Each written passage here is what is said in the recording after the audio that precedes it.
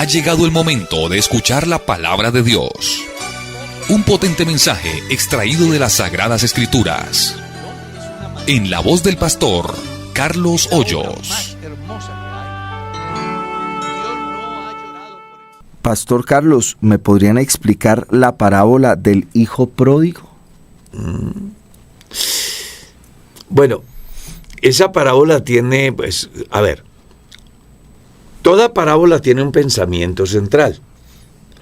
Hay algunas cosas que aparecen que son como cuñas de un edificio, ¿no? Como puntales, formas de organizar el mensaje completo. Es más o menos la idea que quiero. ¿Qué dice la Escritura? Pues que había un padre que tenía 2 hijos. El menor de ellos quiso irse de la casa, reclamó su herencia y se ha ido y lo ha malgastado todo. Creo que si quiere la persona saber más o menos en sí qué es el mensaje que transmite, es el amor del Padre. Así es. Ese es el pensamiento central. El amor del Padre, que a pesar de que el ser humano, o en este caso el hijo pródigo, se ha ido y ha hecho todo lo habido y por haber, el Padre siempre espera. Y espera no para censurar ni condenar, sino para restaurar, para volverle los beneficios. Así que el pensamiento central de la parábola del hijo pródigo no es el que él despilfarra todo. No son los cerdos ni las algarrobas. Es el amor del Padre. Amén. Algunos preguntan, hermano Carlos, ¿yo puedo usar esa parábola para evangelizar? Claro, si va direccionado en el campo de el pensamiento central, que refleje el amor de Dios hacia la humanidad. Todos nos fuimos de Dios. Isaías capítulo 53:6, ¿no? Aunque todos nos descarriamos como ovejas. Amén. Y cada cual se apartó por su camino, Jehová cargó en él el pecado de todos nosotros. Decir también que el título de la parábola del hijo pródigo es puesto por los editores. Eso sí. Porque uno puede observar que el hermano mayor también es un personaje central respecto a refleja el egoísmo, a la actitud que toma para con su hermano. O sea, un poco también muy pródigo él en relación con... Pues era más pródigo. La actitud, ¿cierto? Porque teniéndolo todo, cuestiona al que se le abre la oportunidad. ¿Y a quién se la abre? Sí. Es bien interesante. Amén, pastor. Nos preguntan aquí nuestro oyente, dice, hermano Carlos, en la primera carta a los Corintios, el capítulo 1, desde el verso en adelante, el verso 9 en adelante, dice, os he escrito por carta que no os juntéis con los fornicarios. Nos da a entender, mi hermano Carlos, esto, que la primera carta de los Corintios no fue la primera carta. Al parecer hubo cartas anteriores, o por lo menos una carta antes. ¿Me podría explicar? ¿Qué opina usted? ¿Qué capítulo es? Capítulo 5, verso 9. De la primera carta a los Corintios. Está hablando acerca del problema de incesto. Sí, señor. Dice, versículo 9. Sí, señor. Os he escrito por carta que no os juntéis con los fornicarios. Ya. Que si hubo una carta pregunta. Antes. Bueno, ese texto da pie como para que sí. Lo cierto es que no aparece en ninguna parte. A lo mejor algún día la encuentren, ¿no? Puede darse. Lo que sí es que la primera carta a los Corintios es el resultado de una carta que Pablo recibe, según el capítulo 7. Y este texto del cual hace alusión el hermano, claro, dice Pablo, les he escrito. Posiblemente haya habido correspondencia antes de que llegue la carta oficial. A lo mejor sean cartas muy, muy breves, muy personales, yo qué sé, tratando la coyuntura específica de alguien que tiene un problema exclusivo. Pero carta como general a la iglesia, solo aparece esta, y es de la que se puede dar fe. Las otras no aparecen en ninguna parte. Y es que realmente no todo lo que se vivió y se hizo quedó escrito en lo que hoy conocemos como canon bíblico. Claro. ¿Cierto? Hay muchas cosas que no se están Muchas. Entre ellos los hechos de Jesús. ahí. Sí, señor. Dios le bendiga, los saludo de manera muy especial. Quería preguntar, ¿qué dice la Biblia sobre el ejercicio físico? Ya que últimamente se escucha mucho decir que hay que hacer ejercicios para mantenerse en salud o tratar algunas enfermedades. Pues lo que la Biblia dice es lo que el apóstol Pablo le dice a Timoteo, ¿no? El ejercicio corporal para poco es provechoso. Es obvio que se refiere a la comparación. ¿Qué es lo más importante? Así es. ¿Hacer ejercicio físico o el ejercicio de la piedad? Entonces, cuando usted sopesa, es que se dice lo uno y lo otro, pues es mejor el ejercicio de la piedad, porque tiene beneficios aquí, beneficios eternos. El ejercicio corporal es bueno en lo que tiene que ver con salud, ¿cierto? De pronto hasta traiga algún beneficio para la salud mental del individuo también, y en consecuencia la salud espiritual. Creo que todo extremo es malo, pero una persona que practica hace ejercicio o deporte, de alguna manera está evitando dejar afectar su mente de pensamientos que solamente le llegan a los que no tienen oficio. Mi abuelo decía que las personas perezosas tienen la mamá de todos los vicios, que es la pereza. Una persona ocupada refresca su mente, fortalece su cuerpo y de alguna manera puede recibir beneficios mentales y espirituales. Pero cuando se trata de la piedad, esta es mejor. Amén, así es. Amén. Pastor, ¿qué se debe hacer con aquellos cristianos que en las congregaciones se empeñan en causar división a través del chisme?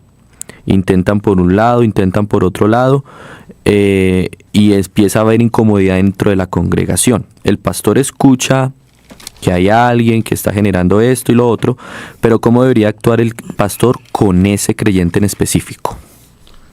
Pues creo que con las personas que causan divisiones, dependiendo del origen de la división. Pablo escribe a Tito, y le dice: el hombre que causa divisiones después de una y otra amonestación, deséchalo. Eso es lo que dice, deséchalo. El trabajo del pastor es liderar un proyecto de unidad.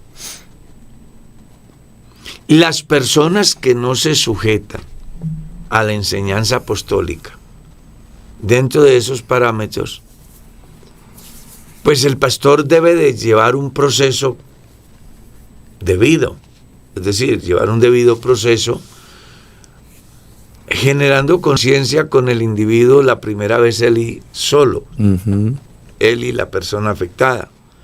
Si no lo escucha, llame a dos, para que en boca de 2 o 3 testigos conste toda palabra. Si no los escucha, dilo a la iglesia. Y si no escucha a la iglesia, simplemente tenle por gentil y publicano. Eso es lo que dice la Biblia. El proceso. Es el proceso. A veces los creyentes quisieran de que apenas brote el problema, el pastor cortara de raíz.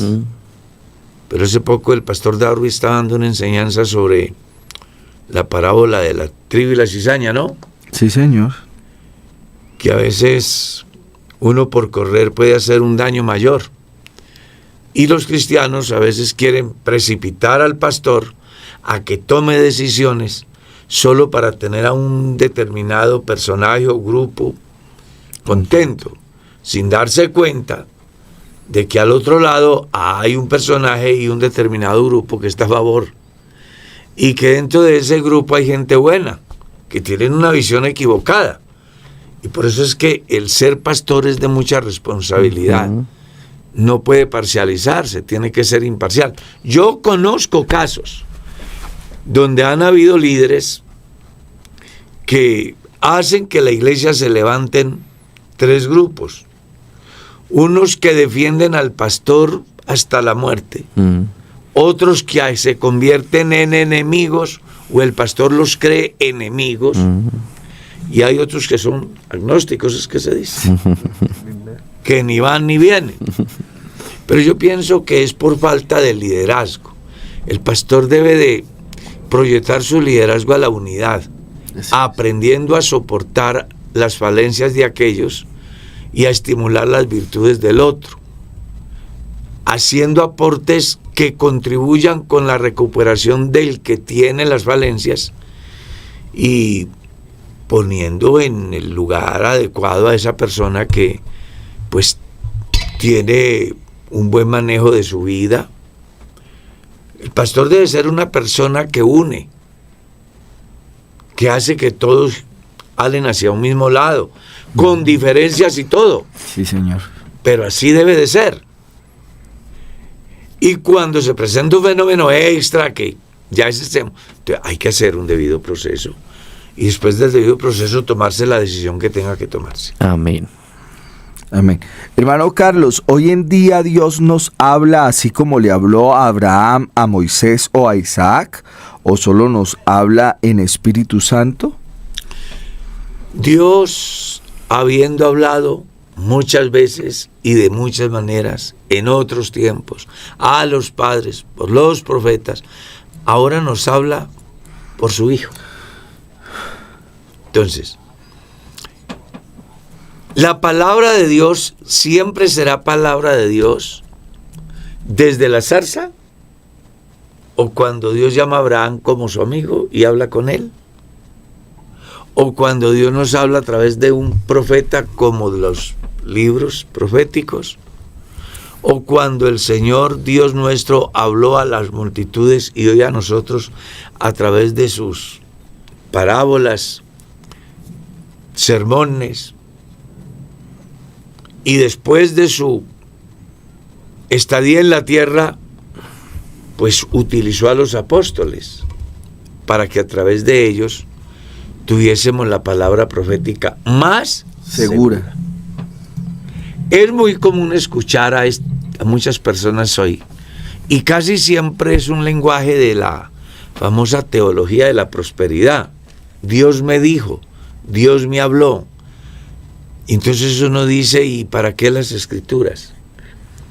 No sé si era con el pastor Darwin que hablaba estos días, que uno de los problemas de los llamados cristianos es que creen cualquier cosa, y por eso dentro del cristianismo surgen corrientes que rayan con la superstición, se vuelven místicos, le cambian la esencia al verdadero sentido del evangelio y terminan creyendo y enseñando cosas que no están en la Biblia, y que al final lo único que genera es ¿qué? Incertidumbre, división y problemas. Cuando una persona tiene la Biblia en la mano, tiene la hoja de ruta, tiene el código divino, tiene lo que el peregrino en la tierra necesita para su salvación. Así es. ¿Que Dios puede hablarme a mí a través del pastor Diego? Sí, en una enseñanza que él dé. Pero no es porque Diego diga, Dios me dijo que les diga. No, lo que Dios tenía que decirnos a nosotros ya está escrito. Amén. Ya está escrito. Así que ese pensamiento de que Dios me dijo, Dios me mostró, Dios me habló, eso es neopentecostalismo. Eso escapa a la esencia del verdadero evangelio registrado en las Sagradas Escrituras. Amén.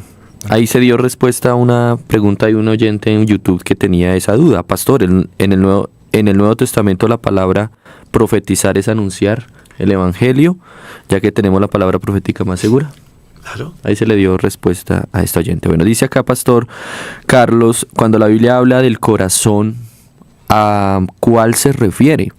Le agradezco su respuesta, sí. Se refiere al centro de las emociones, se refiere al factor consciente, no se refiere a un miembro del cuerpo, a uno, ¿se llama órgano también? Un órgano, claro. Sí. Aquí tenemos médicos que nos orienten eso. a un órgano. No, la Biblia no se refiere a 500 gramos que puede tener un corazón. Sí, señor. No se refiere a eso. Se refiere más bien a aquello que nosotros llamamos conciencia, aquello que llamamos el alma, la razón del ser. Imagínense que yo estaba escuchando a alguien por ahí dar una enseñanza que me dejó bien preocupado por la forma como le cambian el sentido a las cosas.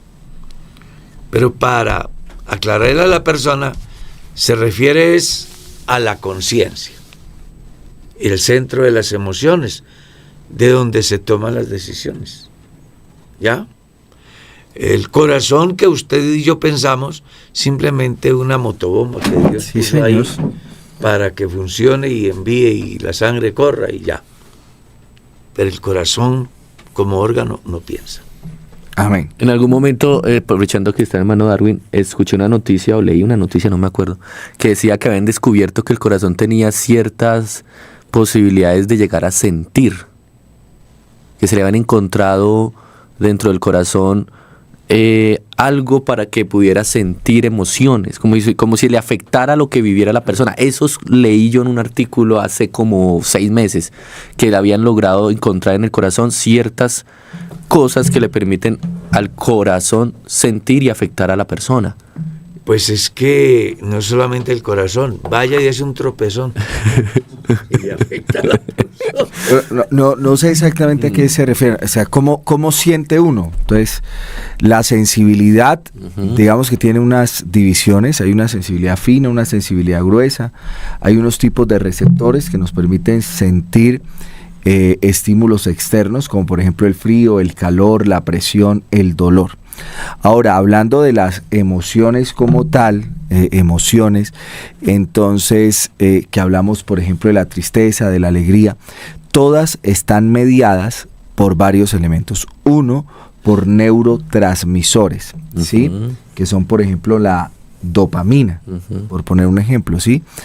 Pero también están mediados por impulsos nerviosos. Es decir, hay una interacción entre eso intangible que es la emoción, como por decir algo, la tristeza o la alegría, pero que se asocia con una respuesta que está dada por efectos neurohumorales.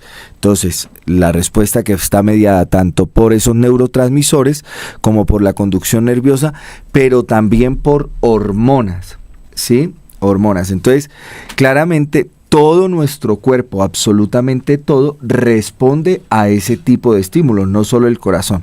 Entonces, pongamos un ejemplo. Cuando a uno alguien le dice, no sé si a ustedes alguien les ha dicho, oiga, yo veo a esa persona y a mí me duele acá verla de la rabia, de la ira. No exagera. De alguna manera, esa emoción produce una descarga que se llama descarga simpática o parasimpática, que activa unos neurotransmisores que a su vez producen unos impulsos nerviosos, que a su vez producen una descarga hormonal que hace que hayan a nivel físico unas respuestas asociadas solo a una emoción. Esas frases que uno lee en libros muy, muy antiquísimos de enfermo de amor, o que se enfermó de amor, o la tristeza lo mató, no es exagerado. Ahí, digamos, hay que tener unas ciertas, pues estoy hablando a muy grosso modo, ¿no? Hay que ser muy explícito, pero sí puede uno decir que, por ejemplo, los pacientes que tienen enfermedad coronaria, el paciente se infartó, terminó con una falla cardíaca, le dicen, cuide sus emociones. ¿Por qué? Porque hay unos ejes que se llama, por ejemplo, eje renina, angiotensina, aldosterona, que las emociones hacen que haya una activación de esos ejes, que son un eje neurohumoral, que provocan que hayan efectos en el corazón solo en consecuencia de cómo él se siente. No que el corazón piense, eso, sino que afecta la parte física del corazón. Y todo tiene un origen, se originó. Y puede causarle la muerte. Claro, no exagera. Pero todo se originó en el cerebro.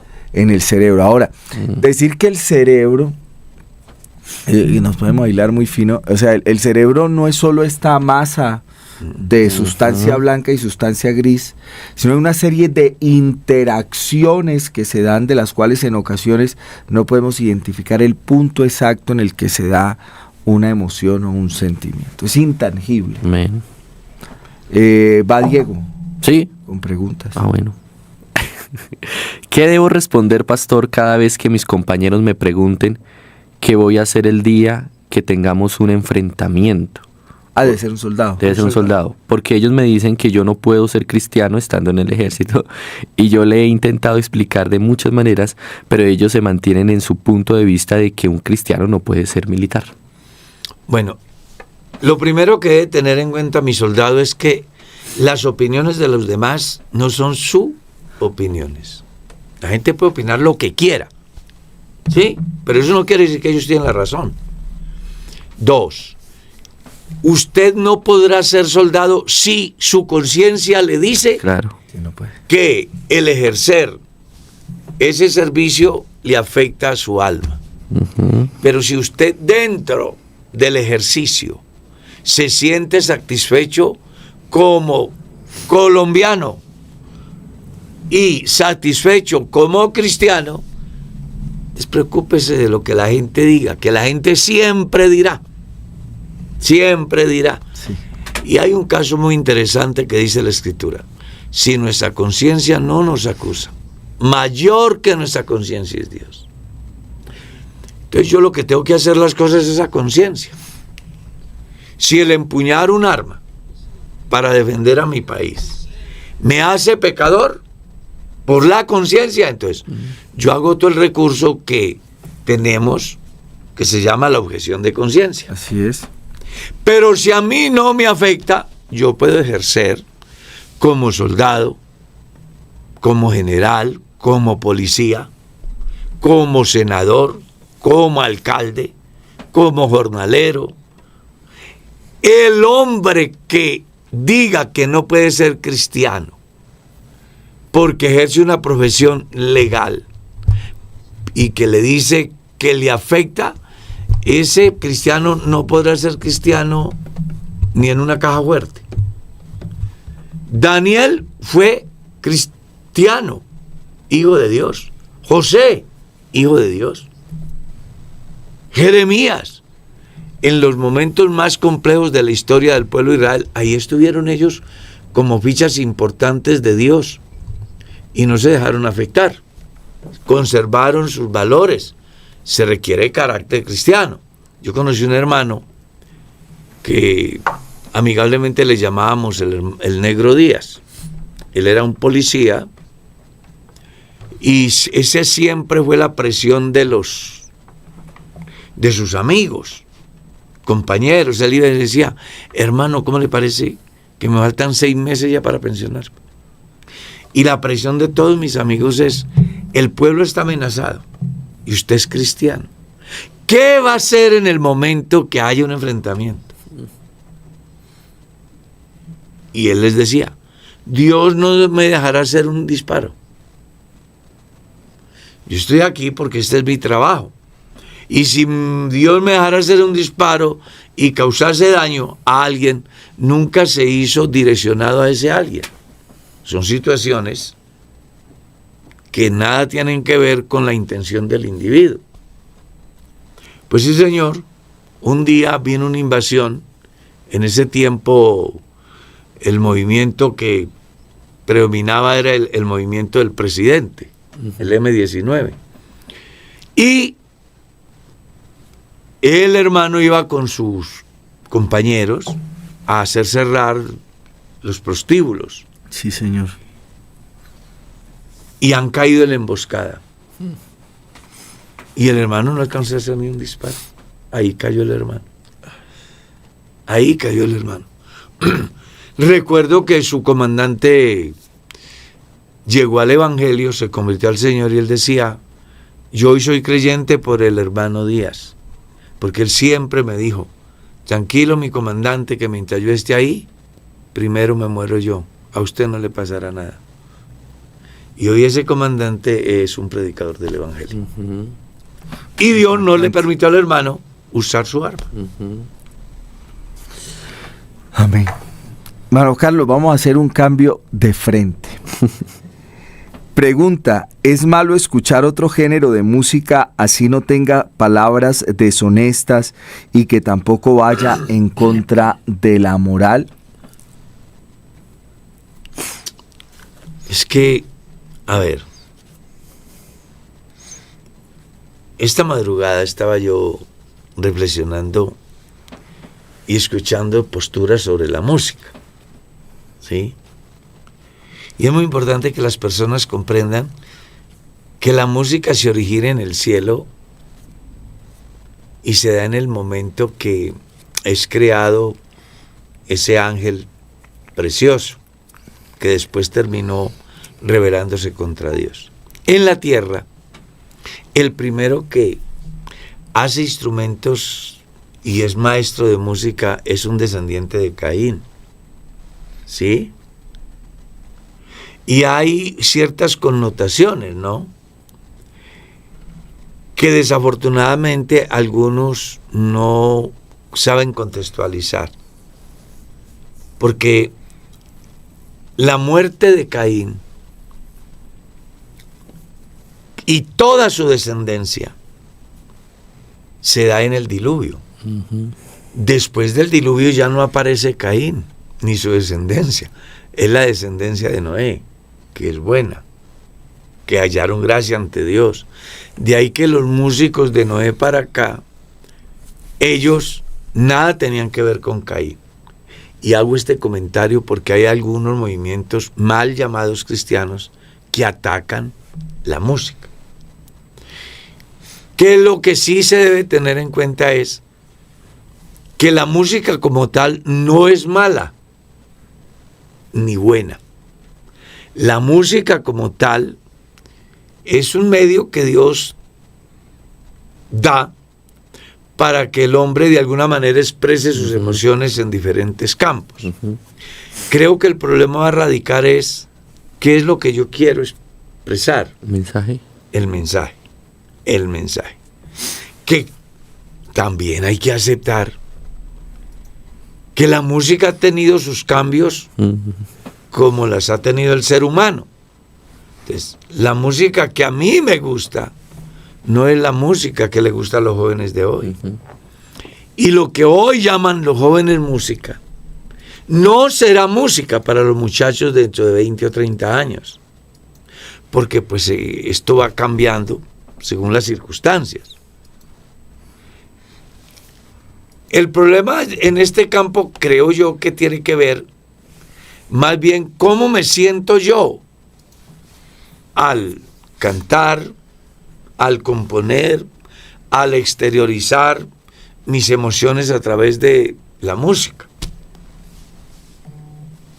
Entonces, en mi caso personal, yo, Carlos Hoyos, no es una norma de la Iglesia Pentecostal Unida de Colombia, ni un párrafo en la Escritura que diga la música de este estilo es sagrada y la música de este otro estilo es del infierno.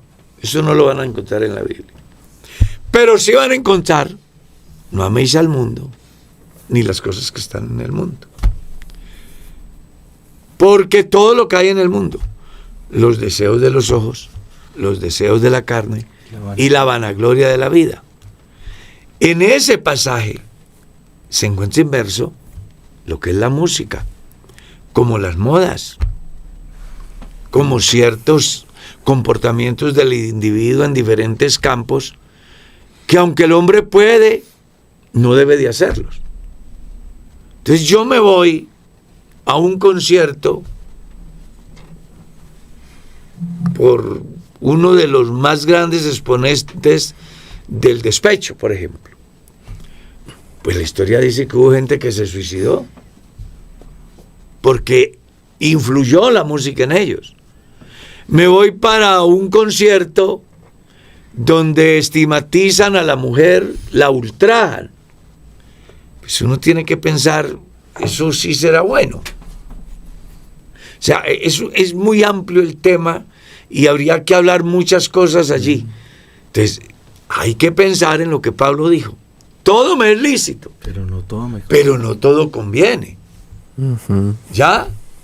En mi caso personal, la música antigua traía un mensaje, era un poema a la naturaleza, al amor, a los padres, a los hijos. Siempre va a haber un mensaje. Sí, había un mensaje que difícilmente incitaba a la violencia. Pero hoy, lo que llaman música, muy complicado. No queriendo decir con ello de que lo de antiguo sí lo podemos.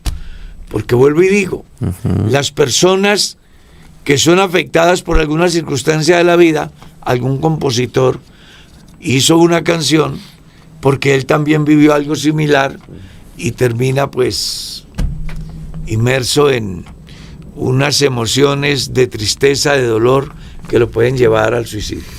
Sí, y lo que usted dice es totalmente cierto, hermano Carlos. Digamos, habría mucho por hablar, porque aún cuando uno habla de los ritmos, hay ritmos cuyo origen per se no tiene como un origen sano, por así decirlo, que sería también otro elemento a analizar. Pero me parece que sus alusiones son muy precisas cuando se habla de lo que es de mundano, por así decirlo, y también usted plantea lo que edifica, lo que no edifica, y creo que ese es un buen filtro para aplicarle no solo a la música, sino a un montón de cosas que nosotros creemos que no tienen un carácter moral, o sea, no tienen un carácter de bueno o de malo, pero que sí factiblemente, aunque en principio sean como muy insípidos, pues terminan por afectar, por dañar, por llevar a un lugar donde uno no debería estar. Hermano Carlos, nos hacen una pregunta hace días, y aquí está, voy a leerla toda. Dice: Pastor Carlos, Dios le bendiga. ¿Qué debo hacer cuando un hermano y su esposa me pidieron en favor que les prestara un dinero que son los ahorros de 25 años de trabajo? Me dijeron que pagaban al 4% por 4 meses. Nunca me pagaron y ya llevan 12 años con la deuda. Solo los primeros meses me dieron los intereses.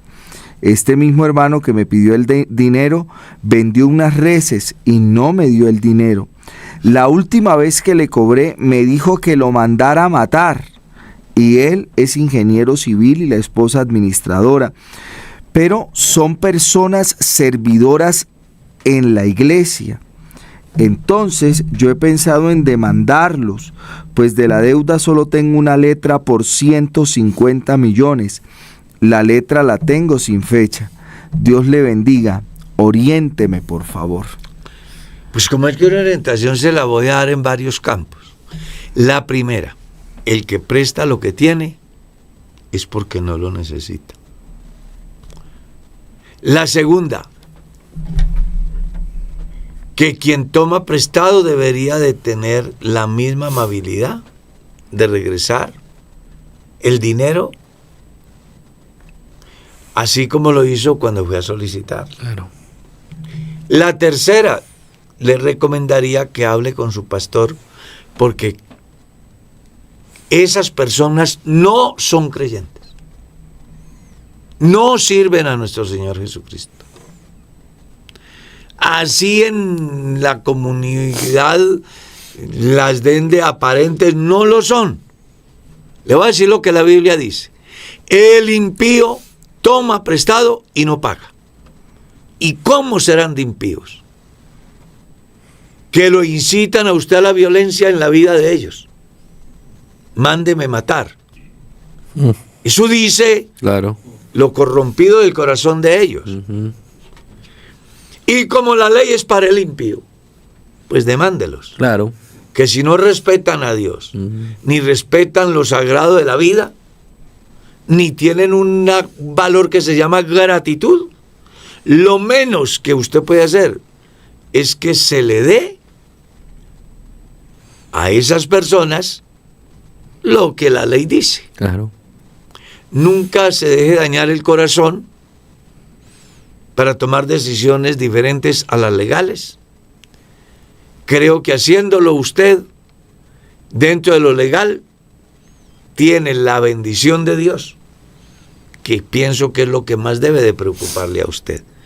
Y a ellos déjelos que tomen, ojalá la mejor decisión, que es pagar y pedir perdón, porque el comportamiento de ellos no es de un cristiano. Claro. Y el pastor no debe de poner en ninguna actividad de servicio a alguien con un corazón tan malo como el de esta gente. Empezando con que un verdadero cristiano primero buscaría la manera de pagar, llegar a un acuerdo. Claro. Y segundo, no respondería de esa manera como respondió. Es que mándeme matar, ¿no? Eso dice que no son cristianos. Claro, así es. Bueno, hermano Carlos, acá hay una pregunta, dice así: Dios le bendiga, pastor. Una anciana de mi congregación, que es de mucha oración y buena lectura de la palabra de Dios, me dijo que no era bueno leer otras versiones de la Biblia, aparte de la Reina Valera, que porque podrían haber trampas del enemigo para dañar la mente del cristiano. Yo llevo 32 años de bautizada y nunca había escuchado algo así. Pastor, ¿cómo puedo yo explicarle a ella que eso no es así? Muchas gracias. No necesita explicarle, déjela que siga así. Claro. Y usted tenga 100 o 200 o 300 o todas las ediciones de la Biblia que pueda tener. Tenga una biblioteca de Biblias. Nunca leer será problema. El que lee se instruye. No pensemos darle respuesta a la gente que, por la limitante mentalidad que tienen, no les permite abrir un espacio para obtener un conocimiento diferente.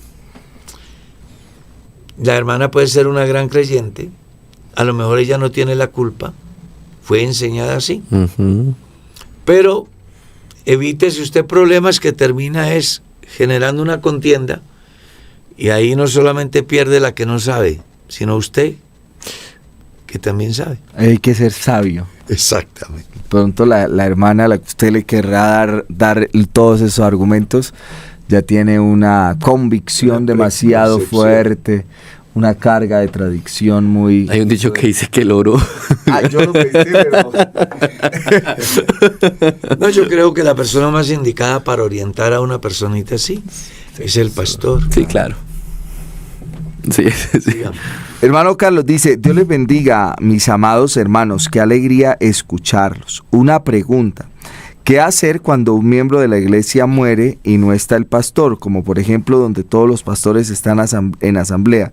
¿Qué puede hacer la junta local? Gracias, mi hermano. Llamar al pastor y el pastor delegará a algún miembro de la junta local para que oficie un devocional a la persona que no al que ha fallecido, sino a las personas que son dolientes del fallecido, ¿no? Uh-huh. Devocional a través del cual se busque no llevar al cielo o al infierno al muerto, sino más bien generar conciencia a los que están vivos para que cuando les llegue el momento de la muerte estén preparados. Siga. Amén. Mire esta pregunta, hermano Carlos, que llega acá y dice: Pastor, Dios lo bendiga. Dice acá: sabemos que tenemos el divorcio como doctrina bíblica afirmada por Jesús. ¿Esta doctrina afecta la salvación de un creyente? Por ejemplo, yo fallé a mi esposa y ella dijo que me perdonó y mantuvimos perseverando en nuestro matrimonio, en nuestro hogar, hasta que me detuvieron. Ella me abandona porque dice que no quiere ser esposa de un preso y a los 4 meses se mete a vivir con un inconverso sin hacer ningún proceso de divorcio ante la red de familia ni el consistorio. Hoy lleva años y más de 6 meses de convivir con él. Hoy lleva año y más de 6 meses de convivir con él. Año y 6 meses. Ella, a los 2 años de abandonarme, pasa la solicitud a la red y al tribunal eclesiástico y ellos le respondieron que no avalan el divorcio, pero aún así ella persiste en vivir con él y casarse. Mi pregunta es si ella se casa y legaliza ese adulterio o fornicación al casarse con ese señor, ¿esa condición a ella le afecta su salvación?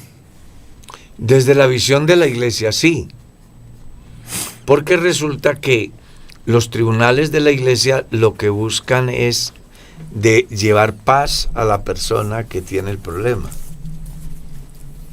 Y Jesús dice que después que un grupo se ponen de acuerdo y toma una decisión acerca de alguna situación acá en la tierra, dice que será aprobada por Dios en el cielo.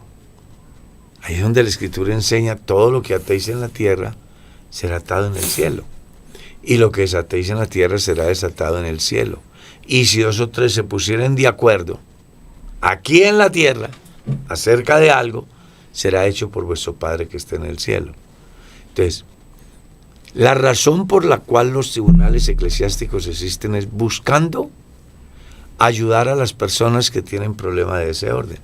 Si una persona tiene problemas en ese campo y no hace caso a lo establecido por la iglesia a través de los tribunales eclesiásticos y se va en contravía, pues claro que va a tener problemas para su salvación. Amén.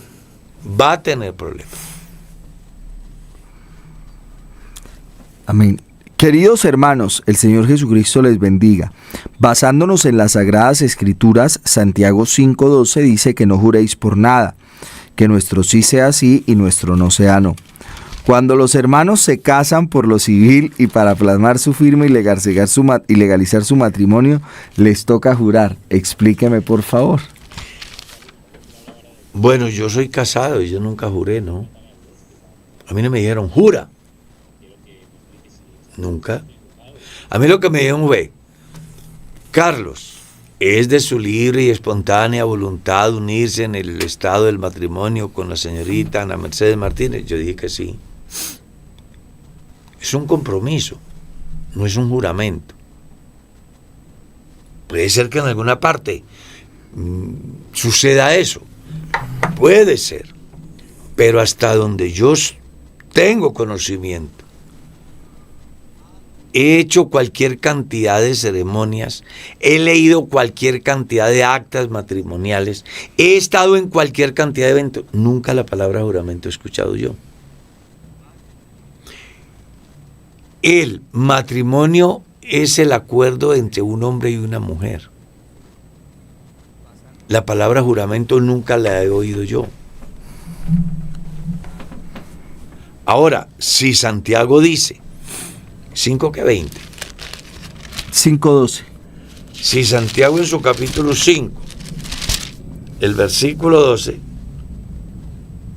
lo primero que... Sí.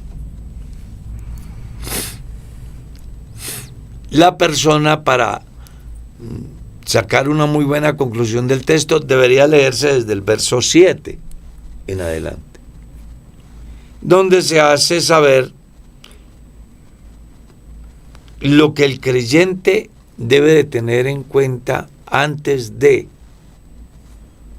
porque el tema del juramento acá tiene que ver con la falta de paciencia del individuo y de esperar y de orar, y entonces se precipita a tomar decisiones bajo un compromiso tan serio, el cual el escritor está diciendo no se debe.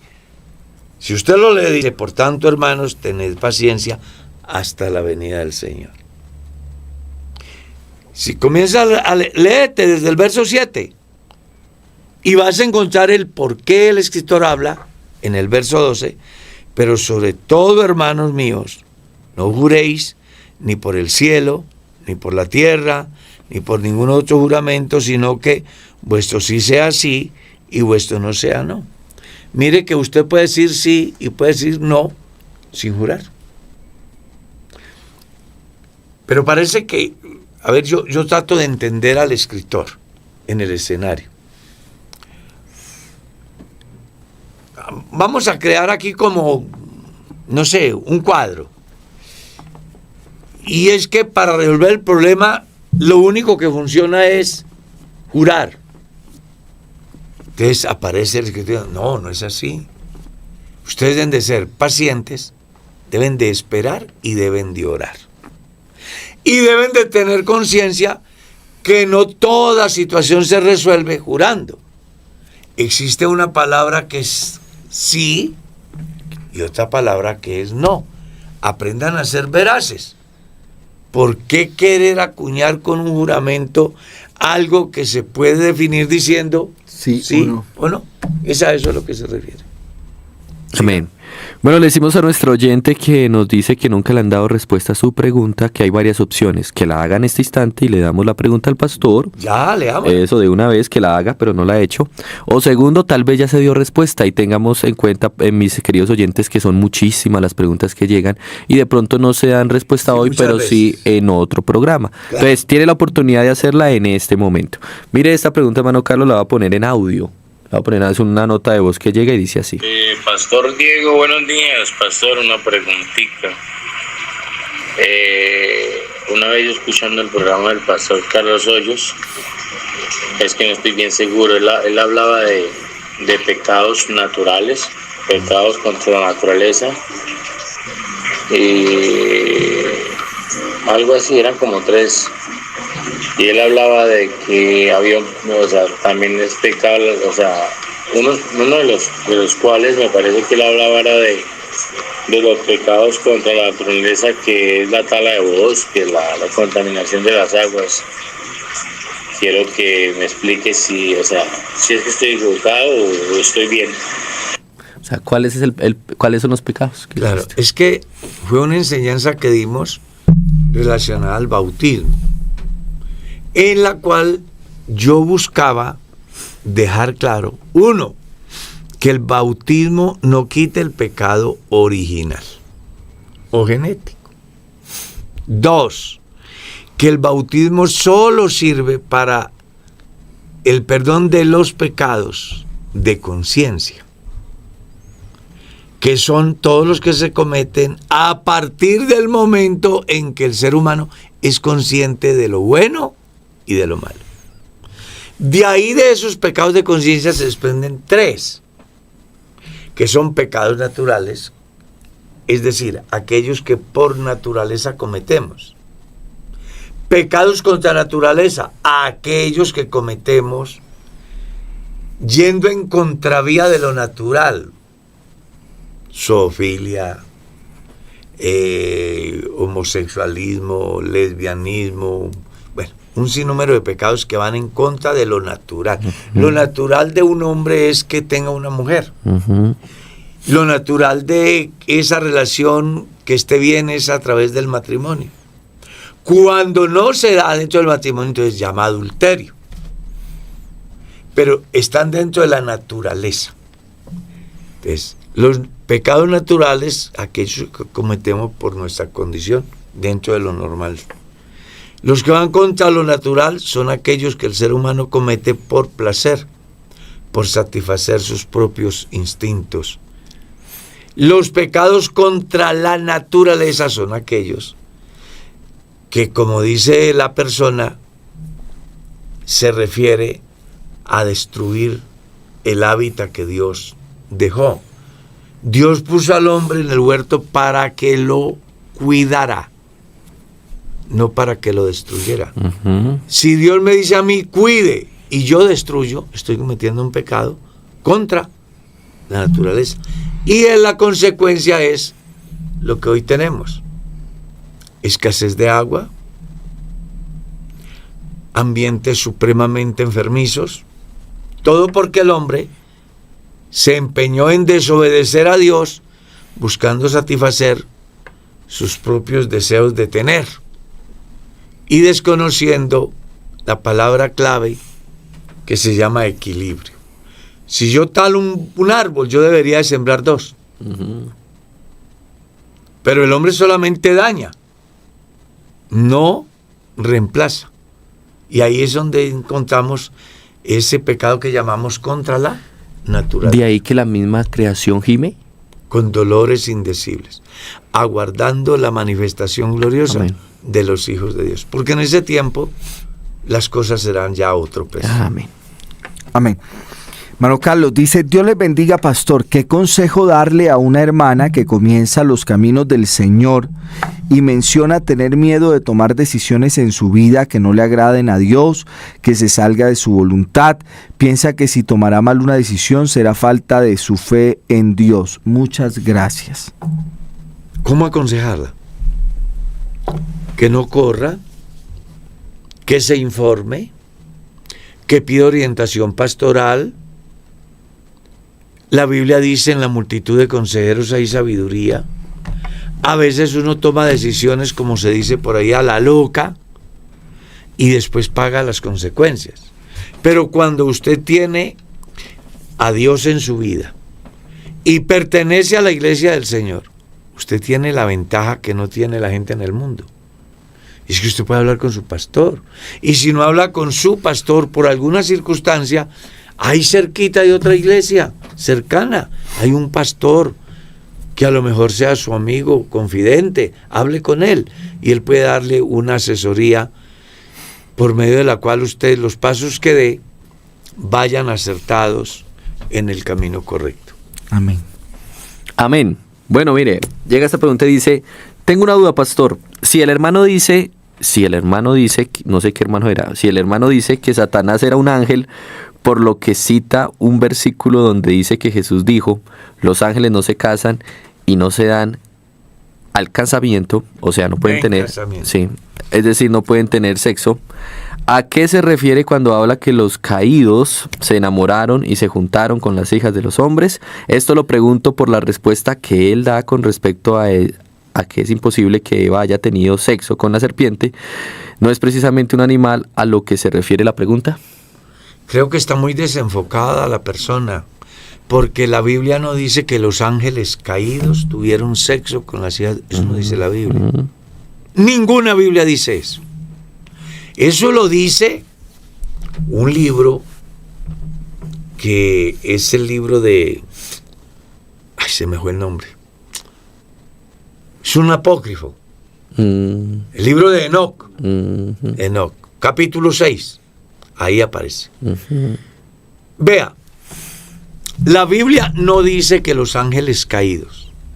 La Biblia lo que dice es: aconteció que los hijos de Dios, viendo que las hijas de los hombres eran hermosas, tomaron para sí de ellas. Y habían gigantes entonces sobre la tierra. Eso es lo que dice la Biblia. Amén. Entonces ya vienen las hipótesis de la cual hacen alusión los testigos de Jehová, los mormones y el que suplanta a Enoc para hacer un libro y hablar de unas criaturas espirituales que vinieron y tuvieron sexo con la descendencia de Adán. Pero esa es una alteración a la interpretación bíblica, porque los hijos de Dios en el Génesis no eran los ángeles, eran los descendientes de Set, y las hijas de los hombres eran las hijas de Caín. Entonces, ¿qué fue lo que pasó? Que los hijos de Set se enamoraron de sus sobrinas. Exacto. Y tomaron para sí mujeres. Es la figura que, si la traemos al contexto hoy, se llama uniones desiguales. Exacto. Matrimonios de creyentes con inconversos. La figura nada tiene que ver con matrimonios de seres espirituales con seres carnales. Nada tiene que ver. Amén. Ahora, que alguien quiere creer, volvemos a decir aquí, usted puede creer lo que quiera. Pero una cosa es lo que la gente piensa, otra cosa es lo que la Biblia dice. Y aquí el llamado es a que creamos como dice la Escritura. Amén. El tiempo se fue. ¿Sí? Bueno, decirles que se suscriban a nuestros canales.